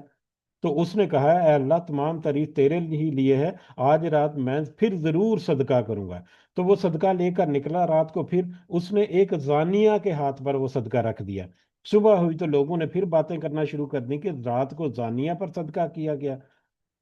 یعنی پتہ چل گیا کہ کسی نے زانیہ پر صدقہ کیا ہے، تو صبح کو شور ہو گیا کہ کسی نے دیکھو زانیہ کے اوپر صدقہ کر دیا۔ تو اس نے کہا اے اللہ تمام تعریف تیرے ہی لیے ہے، میں نے زانیہ کو صدقہ کر دیا، یعنی انجانے میں اس نے زانیہ کو صدقہ کر دیا، آج رات میں پھر ضرور صدقہ کروں گا۔ وہ صدقہ لے کر نکلا اور اس نے اس رات ایک دولت مند کے ہاتھ پر صدقہ کر دیا۔ صبح ہوئی تو لوگ باتیں کرنے کے لگے کہ کسی نے دولت مند کو بھی صدقہ کر دیا ہے۔ اس نے کہا کہ اے اللہ تعریف تو صرف تیرے لیے ہے، میں لا علمی میں چور، زانیہ اور مالدار کو صدقہ کر بیٹھا ہوں۔ تو اسے خواب میں ایک شخص ملا جس نے اسے کہا کہ تو نے جو چور کو صدقہ کیا تھا ممکن ہے کہ چور آئندہ چوری کرنے سے باز آ جائے، تو نے جو زانیہ پر صدقہ کیا تھا ممکن ہے کہ وہ زانیہ زنا کرنے سے باز آ جائے، اور تو نے جو دولت مند کے اوپر صدقہ کیا تھا ممکن ہے کہ وہ عبرت حاصل کرے اور اللہ کے دیے ہوئے مال سے خرچ کرنے لگ جائے۔ تو یہ صدقہ اس نے کیا مخفی انداز میں، خفیہ انداز میں، لیکن انجانے میں اس نے ایسے لوگوں کے اوپر خرچہ صدقہ کر دیا جو کہ معروف نہیں تھا یا جو کہ صدقے کے حقدار نہیں تھے۔ تو اس کے بارے میں یہاں پر اس حدیث میں ہے کہ تم صدقہ کرو، ضرور اس کا کچھ نہ کچھ ریٹرن جو ہے اللہ تعالیٰ کی طرف سے تو ریٹرن یقیناً ہے اور یقیناً ہے اور یقیناً ہے، اس میں کسی قسم کا کوئی شک نہیں۔ ہاں، دنیا میں ہو سکتا ہے کہ لوگوں کی بھلائی کچھ اس طرح سے ہو جائے، کوئی نیک نیک کام کی طرف آ جائے، یا اس طرح سے وہ بھی اپنے معاملات کو درست کرنے کی طرف آ جائیں، تو لہٰذا صدقہ جو ہے وہ چھپا کر کرو یا ظاہر کر کے کرو، اللہ تعالیٰ کے ہاں قابل قبول ہے۔ ہاں، البتہ وہ صدقہ جو چھپا کر کیا جائے وہ زیادہ پسندیدہ ہے اللہ کی طرف، اللہ کی نظر میں۔ اور یہ صدقہ کیا کرتا ہے، صدقہ کرنے سے کیا فائدہ جو ہے وہ حاصل ہوتا ہے، وَيُكَفِّرُ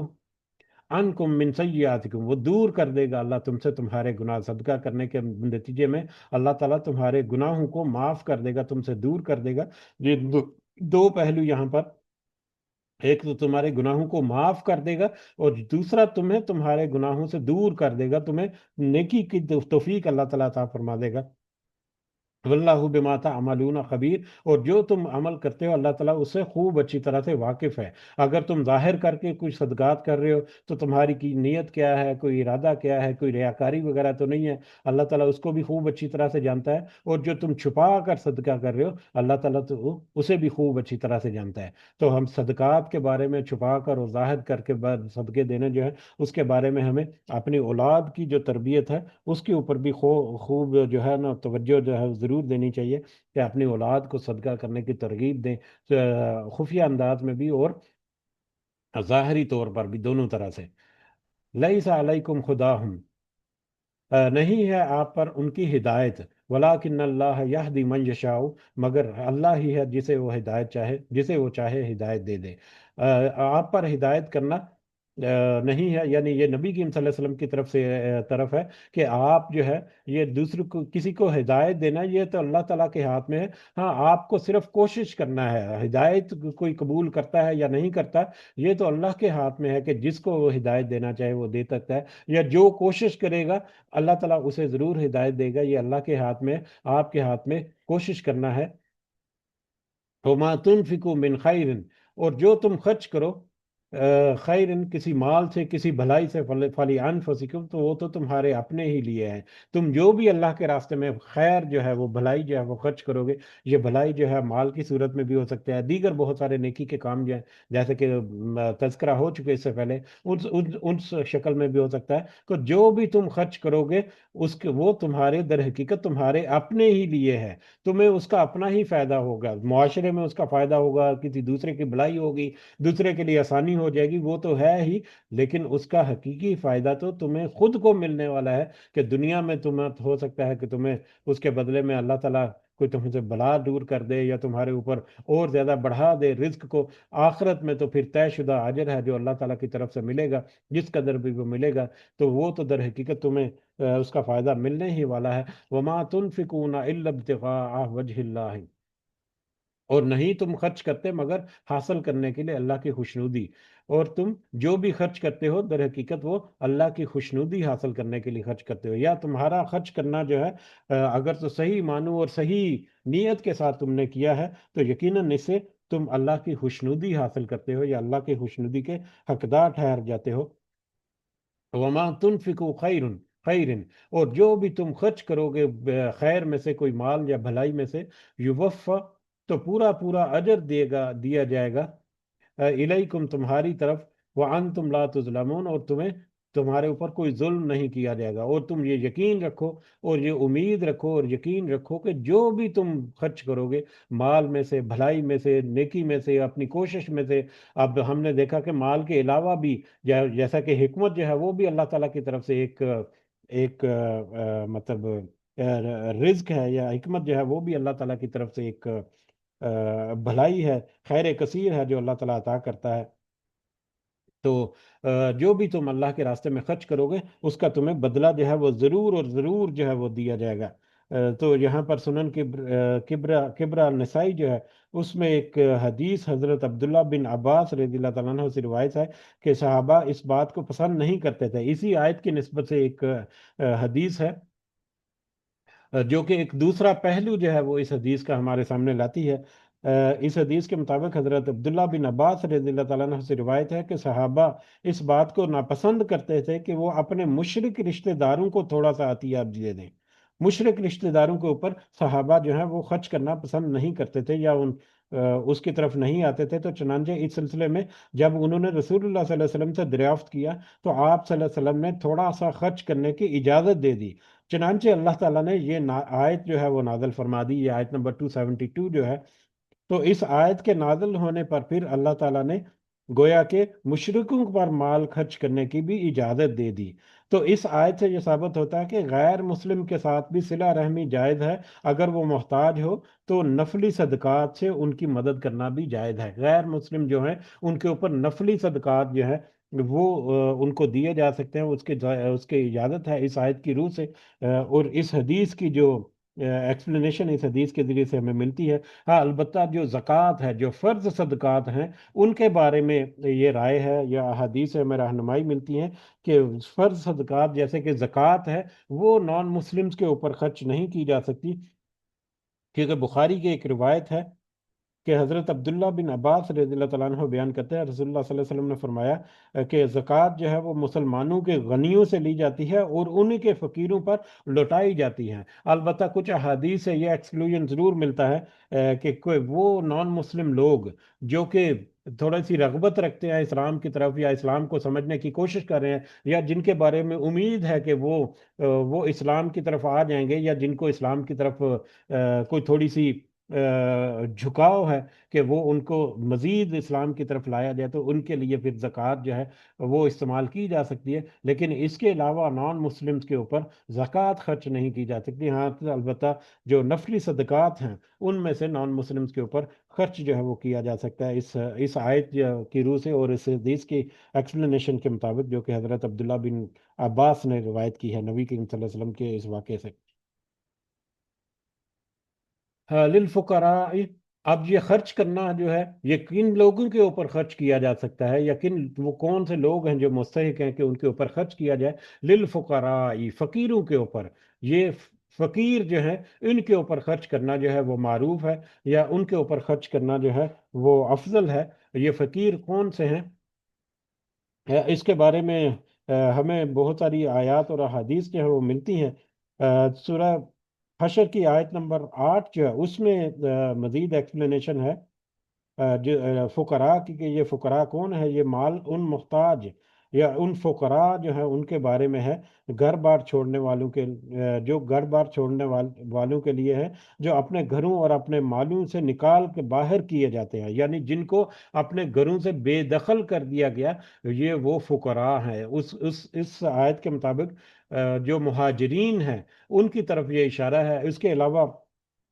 وہ لوگ جو اللہ کے راستے میں جنہوں نے اپنے آپ کو وقف کر رکھا، جیسے کہ اصحاب صفہ جو ہیں ان کے بارے میں ابھی تذکرہ ہوا کہ وہ لوگ جنہوں نے اپنے آپ کو صرف دین کے لیے مختص کر رکھا تھا، وہ اپنے لیے جہاد کے لیے تیاری کر رہے ہیں یا دین کو علم حاصل کرنے کے لیے جو کوشش کر رہے ہیں، تو ان کے پاس اگر وہ دن کے 10-12 گھنٹے جو ہے وہ اپنے مطلب مال کمانے میں یا اپنا رزق کمانے میں صرف کریں گے تو بہت تھوڑا سا کم وقت جو ہے بچ جاتا ہے۔ تو ایسے لوگ جو ہیں جنہوں نے اپنے معاملات کو وقف کر رکھا ہے صرف اللہ کے لیے، ایسے لوگوں کے اوپر خرچ کرنا جو ہے وہ بھی فقراء میں شامل ہو جاتا ہے۔ جیسے کہ ہمارے علماء ہیں وہ سارے کے سارے انہوں نے اپنی اب زندگیاں جو وقف کر رکھی ہیں دین کی طرف سمجھ بوجھ کے لیے اور دوسروں کو سمجھانے کے لیے۔ اسی طرح سے مجاہدین جو ہیں جنہوں نے اللہ کے لیے اپنی زندگیاں وقف کر رکھی، ان کے لیے بھی صدقات ہیں۔ اس کے علاوہ جو فقیر کی ایک ڈیفینیشن جو ہے جو کہ ہمیں بخاری اور مسلم کی ایک روایت سے ملتی ہے، جو کہ کئی دفعہ اس کا تذکرہ ہو چکا ہے۔ حضرت ابو ہریرہ سے روایت ہے کہ رسول اللہ صلی اللہ علیہ وسلم نے فرمایا کہ مسکین وہ نہیں جو چکر لگاتا رہتا ہے اور لوگ اسے ایک نوالا یا دو نوالے یا ایک یا دو کھجوریں دے دیتے ہیں۔ صحابہ نے دریافت کیا کہ اے اللہ کے رسول صلی اللہ علیہ وسلم پھر مسکین کون ہے؟ تو آپ صلی اللہ علیہ وسلم نے فرمایا مسکین وہ ہے جس کے پاس اس قدر مال نہ ہو جو اس کی ضرورت پوری کر دے، اور نہ اس کے بارے میں یہ خیال کیا جاتا ہو کہ یہ فقیر ہے تاکہ اس پر صدقہ کیا جائے، اور نہ ہی وہ لوگوں کے سامنے ہاتھ پھیلاتا ہے۔ یعنی سفید پوش لوگ جو ہیں جو کہ مطلب اپنی غربت کو ظاہر بھی نہیں کرنا چاہتے اور دوسروں کے آگے ہاتھ بھی نہیں پھیلاتے، لیکن ان کے وسائل اتنے کم ہیں کہ ان کی ضروریات پورا نہیں کر سکتے، تو ایسے لوگ جو ہیں وہ بھی فقراء اور مساکین میں شامل ہوتے ہیں۔ تو اسی کی ایکسپلینیشن جو ہے اس آیت میں ہمیں نظر آتی ہے کہ یہ فقیر یا وہ لوگ کون سے ہیں جن کے اوپر صدقہ خیرات کرنا جو ہے وہ افضل ہے، یا جن کے اوپر صدقہ خیرات جو ہے وہ ایک بڑی نیکی ہے اللہ تعالیٰ کے ہاں، ایک اچھا قابل قبول عمل ہے۔ للفقراء، یہ خیرات ان فقیروں کے لیے ہے الذین احصروا فی سبیل اللہ، جو رکے ہوئے ہیں اللہ کی راہ میں، جنہوں نے اپنے آپ کو اللہ کے راستے میں وقف کر رکھا ہے۔ لا یستطیعون ضربا فی الارض، نہیں وہ طاقت رکھتے چلنے پھرنے کی زمین میں کہ وہ اپنا معاش حاصل کر سکے، یعنی اپنے ذریعہ معاش کے لیے وہ ان کے پاس انہوں نے اس طرح سے وقف کر رکھا ہے کہ اگر وہ اپنا وقت جو ہے اپنا معاش حاصل کرنے کے لیے کریں گے تو وہ پھر اللہ کے راستے میں جو ان کا ارادہ ہے یا کوشش ہے وہ اس طرح سے مستحکم نہیں ہوگی۔ تو ایسے لوگوں کو ایسے لوگ جو ہیں وہ ان فقراء کی لسٹ میں شامل ہیں۔ یحسبکم، یحسبہم الجاہل، گمان کرتا ہے انہیں اور ان میں ایسے لوگ بھی شامل ہیں جن کے بارے میں یحسبہم الجاہل، جن کے بارے میں ایک ناواقف جو ہے وہ گمان کرتا ہے، جو ان لوگوں کو نہیں پہچانتے یا جانتے نہیں، وہ ان کی ظاہری کیفیت کو دیکھ کر ان لوگوں کو یہ لگتا ہے اغنیا کہ وہ تو مالدار ہیں، من التعفف، نہ مانگنے کی وجہ سے، کہ وہ دوسروں کے آگے اپنا ہاتھ نہیں پھیلاتے، وہ یعنی ان کے سفید کپڑے ہیں، اپنے آپ کو انہوں نے ویل مینٹین کر کے رکھا ہوا ہے، اور دوسروں کے آگے وہ ہاتھ بھی نہیں پھیلاتے، ان کی ظاہری کیفیت اور ان کے ہاتھ نہ پھیلانے کی جو عادت ہے، وہ دیکھ کر جو ناواقف لوگ ہیں، وہ لوگ جو ان کی کنڈیشن کو نہیں جانتے، ان کو یہ لگتا ہے کہ یہ تو مالدار ہیں، یہ تو ایسے لوگ نہیں لگتے کہ ان کے اوپر صدقہ جو ہے وہ کیا جائے۔ تعریفہم بسیماہم، آپ پہچان سکتے ہیں ان کو ان کے چہروں سے، ان سفید پوش جو مساکین ہیں، ان کو تم ان کے چہروں سے پہچان سکتے ہو، ان کے چہروں سے پہچان سکتے ہو، ان کے چہروں سے پہچان سکتے ہو کہ بہت سارے مختلف اینگلز ہو سکتے ہیں۔ ایک تو یہ ہے کہ غربت اور مفلسی کی وجہ سے ان کے چہرے جو ہیں، ہو سکتا ہے کچھ کمزوری کے آثار ہوں ان میں، یا ان کے چہرے کے اوپر کچھ اس طرح کے تاثرات ملے جس سے لگے کہ وہ ایسے قابل رحم لوگ ہیں، یا ایسے لوگ ہیں جو صدقے کے مستحق ہیں۔ یا دوسرا پہلو جو ہے کہ تم جب ان سے بات چیت کرو، ان سے تھوڑا سا ان کو ٹٹولو، تھوڑا سا ان سے حالات وہ کرو، تو وہ ڈھکے چھپے الفاظ میں تم ضرور پہچان لو گے کہ ان کی حالت کیسی ہے، ان کی کیسا گزر بسر ہو رہا ہے۔ سناؤ یار ذرا کہ تمہارا کیسے معاملات چل رہے ہیں، اس کے کاروبار کی کیفیت یا اس کے فیملی کی حال چال جب پوچھے، تو اس سے پھر ضرور اندازہ ہو جائے گا کہ یہ لوگ جو ہیں وہ کیا واقعی مستحق ہیں، ان کے معاملات جو ہیں وہ کیسے چل رہے ہیں۔ ڈھکے چھپے الفاظ میں تم اگر کوشش کرو تو ان کے ساتھ بات چیت کر کے بھی تمہیں ان کے بارے میں خبر مل جائے گی، یا تمہیں اندازہ ہو جائے گا کہ یہ لوگ جو ہیں یہ حقدار ہیں کہ نہیں صدقے کے۔ لا یسالون، اور ان کے پہچاننے کی ایک دوسری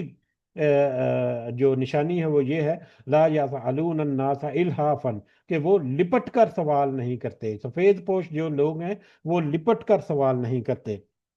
اب یہاں پر یہ بات ہے کہ جائز کاموں کے لیے یا اپنی ضرورت کے لیے کسی سے سوال کر لینا، اس کی تو اجازت ہے، لیکن چپک کر اور لپٹ کر سوال کرنا جو ہے اس کی اجازت نہیں ہے، بلکہ اس کو بہت سختی سے منع کر دیا گیا، بلکہ اس کے لیے تو بہت خوفناک قسم کی احادیث میں جو کہ ہم نے ریاض الصالحین میں پورا چیپٹر ہم نے ایک پڑھا ہوا ہے۔ تو جو اگر ان کو بہت زیادہ ضرورت ہو تو وہ سوال کر لیتے ہیں، لیکن سوال کرنے کے بعد وہ ایسا نہیں ہوتا کہ وہ لپٹ جائیں یا چپک جائیں یا پیچھا ہی نہ چھوڑیں کہ مجھے یہ جب تک یہ نہیں ملے گا میں تو یہاں سے نہیں جاؤں گا۔ تو وہ چپک کر سوال نہیں کرتے، بلکہ ڈھکے چھپے الفاظ میں ہو سکتا ہے اپنی حاجت یا اپنی مشکل کے بارے میں تمہیں کوئی تذکرہ کر دیں کہ اگر تمہیں کوئی رغبت ہو کہ تم ان کی مدد کر دو، وگرنہ وہ دوبارہ اپنے سوال کو یا اپنی اس مدد کی جو مطلب ریکویسٹ ہے اس کو بار بار دہراتے بھی نہیں ہیں۔ جو یہاں پر ایک روایت ہے حضرت ابو سعید خدری کی رضی اللہ تعالیٰ عنہ کو، جو کہ مسند احمد میں بھی ہے اور ابو داود میں اور نسائی میں ہے، کہ وہ کہتے ہیں کہ مجھے میری والدہ نے رسول اللہ صلی اللہ علیہ وسلم کی خدمت میں کچھ مانگنے کے لیے بھیجا، میں آ کر آپ صلی اللہ علیہ وسلم کے پاس بیٹھ گیا، آپ نے میری طرف رخ کیا اور فرمایا جو شخص بے نیازی اختیار کرے اللہ تعالیٰ اسے غنی کر دیتا ہے، جو عفت و پاک دامی اختیار کرے اللہ تعالیٰ اسے پاک باز بنا دیتا ہے، جو کفایت شعاری اپنانا چاہے اللہ تعالیٰ اسے کفایت شعار بنا دیتا ہے، جو شخص سوال کرے اور اس کے پاس ایک اوقیہ یعنی 40 درہم کی قیمت کی کوئی چیز موجود ہو تو اس نے بھی لپٹ کر سوال کیا۔ اس حدیث کے یہ الفاظ جو ہیں اس موضوع کے مطابق کہ نبی کریم صلی اللہ علیہ وسلم نے فرمایا کہ جو شخص سوال کرے اور اس کے پاس ایک اوقیہ یعنی 40 درہم کے برابر کوئی چیز موجود ہو تو اس کا مطلب یہ ہے کہ اس نے لپٹ کر سوال کیا۔ ابو سعید کہتے ہیں کہ میں نے جب یہ سنا تو اپنے جی میں کہا کہ میری یاقوتہ اونٹنی جو ہے وہ تو ایک اوقیہ سے کئی زیادہ قیمت والی ہے، لہذا میں واپس آ گیا اور میں نے آپ سے سوال ہی نہیں کیا۔ تو یعنی وہ لوگ جن کے پاس ایک اوقیہ 40 درہم یعنی معروف طریقے سے ان کے پاس کچھ تھوڑا بہت موجود ہے کہ اگر وہ اس سے استعمال کریں تو اپنا تھوڑا بہت وقت جو ہے نکال سکتے ہیں، ان کے لیے چاہیے کہ وہ دوسروں کے آگے سوال نہ پھیلائیں، کیونکہ اگر ایسا کریں گے تو ایسی صورت میں بھی وہ لپٹ کر سوال کرنے کے مترادف ہوگا، اور لپٹ کر سوال کرنے کے بارے میں تو بہت ہی میں نے جیسا کہ تذکرہ ہوا ریاض الصالحین کا وہ چیپٹر جو ہے، اگر آپ یاد دہانی کے لیے اس کو دوبارہ سے ریویو کریں، کچھ چیپٹر گزرے تھے، وہ بہت اہم احادیث اس کے بارے میں تذکرہ کرتے ہیں۔ بخاری اور مسلم کی ایک روایت ہے کہ جو کہ حضرت عبداللہ بن عمر رضی اللہ تعالیٰ عنہ سے رسول اللہ صلی اللہ علیہ وسلم نے فرمایا، آدمی لوگوں سے مانگتا رہتا ہے یہاں تک کہ وہ قیامت کے دن، یہ چپک کر اور لپٹ کر جو سوال کرتے ہیں ان کے بارے میں ہے کہ آدمی لوگوں سے مانگتا رہتا ہے یہاں تک کہ وہ قیامت کے دن اس حال میں آئے گا کہ اس کے چہرے پر گوشت کی ایک بوٹی نہیں ہوگی، اس کے چہرے پر گوشت ہی نہیں ہوگا، ایسی حالت میں وہ قیامت کے دن اللہ کے حضور حاضر ہوگا، جو کہ دنیا میں چپٹ کر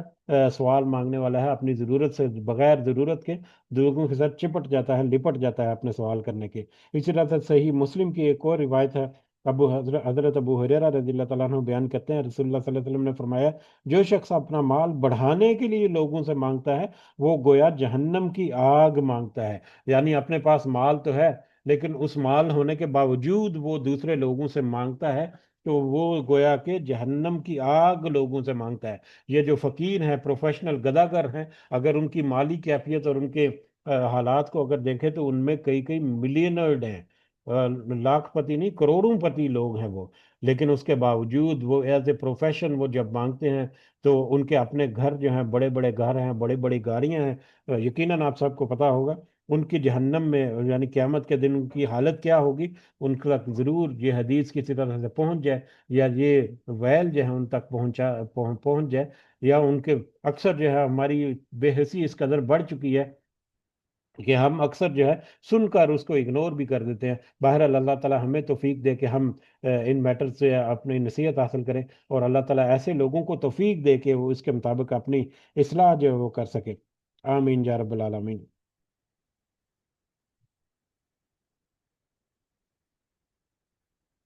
وما تنفقوا خیرا، اور جو بھی تم خرچ کرو گے خیر میں سے، بھلائی میں سے، اپنے مال میں سے، اپنی کوشش میں سے، اپنے رزق میں سے،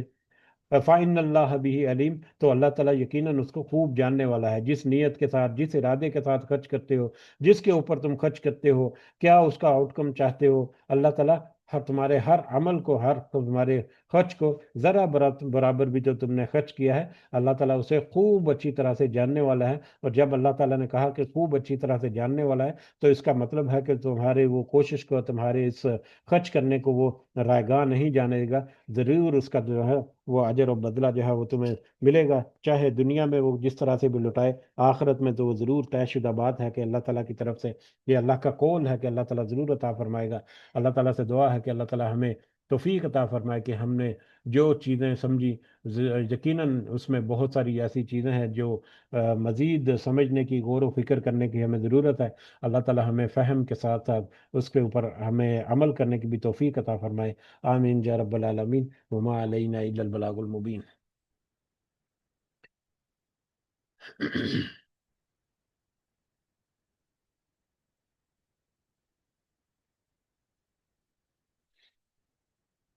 ہاں جی، اس کے ساتھ ہی اجازت چاہتے ہیں، وقت بھی کافی ہو چکا ہے۔ سب کو دعاؤں میں ضرور یاد رکھیں، اللہ تعالیٰ ہم سب کا حامی و ناصر ہو، ہمارے معاملات میں اللہ تعالیٰ اپنی خاص مدد اور خاص رہنمائی عطا فرمائے۔ ہمیں جو اللہ تعالیٰ نے رزق عطا فرمائے ہیں، بے شمار رزق ہیں جن کو ہم کاؤنٹ بھی نہیں کر سکتے، جن کے بارے میں ہمیں تو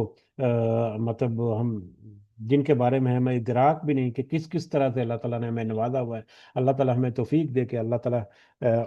ان رزق سے دنیا تو ہم کما ہی رہے ہیں، اللہ تعالیٰ ہمیں آخرت کمانے کی بھی توفیق عطا فرمائے۔ اس رزق کے ذریعے سے اللہ تعالیٰ ہمیں یہ بھی توفیق عطا فرمائے کہ ہم اللہ کے لوگوں کے اوپر خرچ کریں اور اللہ کے لوگوں کی بھلائی کر سکیں، اور اللہ تعالیٰ ہمیں اپنی اصلاح کرنے کی توفیق عطا فرمائے۔ آمین یا رب العالمین۔ رب ارحمہما کما ربیانی صغیرا، رب ارحمہما کما ربیانی صغیرا، رب ارحمہما کما ربیانی صغیرا، ربنا آتنا فی الدنیا حسنہ وفی الآخرۃ حسنہ وقنا عذاب النار، ربنا ظلمنا انفسنا وان لم تغفر لنا وترحمنا لنكونن من الخاسرین، ربنا تقبل منا انك انت السميع العليم وتب علينا انك انت التواب الرحیم۔ سبحان ربک رب العزة عما یصفون وسلام علی المرسلین والحمد للہ رب العالمین۔ سبحانک اللہم و وبحمدک اشہد ان لا الہ الا انت استغفرک واتوب الیک جزاکم اللہ خیرا کثیرا السلام علیکم ورحمۃ اللہ وبرکاتہ